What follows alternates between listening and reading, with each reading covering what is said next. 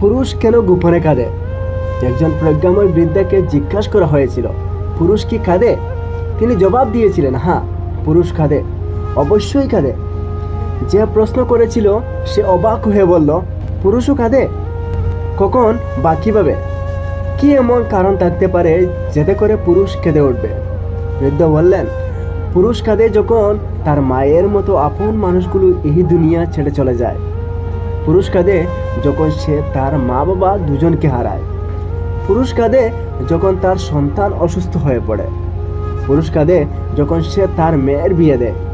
পুরুষ কাঁদে যখন সে তার অকৃতজ্ঞ একগুঁয়ে সন্তানটাকে সবার সামনে অপমান করে। পুরুষ কাঁদে যখন সে বুঝতে পারে সে আসলে কি ভীষণ অসহায়, জীবন যুদ্ধ তাকে কিভাবে গোলাম বানিয়ে রেখে দিয়েছে।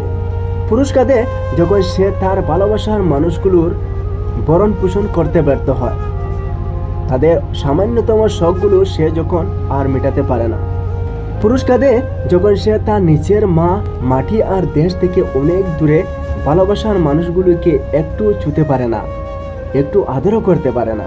হ্যাঁ, পুরুষ কাঁদে, কিন্তু সে তখনই কাঁদে যখন সে আদরের আতলে, যখন ঝুম বৃষ্টি নামে, তখন তার বালিশটা ছাড়া আর কেউ নেই। পুরুষের সেই অশ্রু তার চোখের গর্ত থেকে বেরিয়ে আসে না, যা অন্য কেউ দেখে ফেলবে।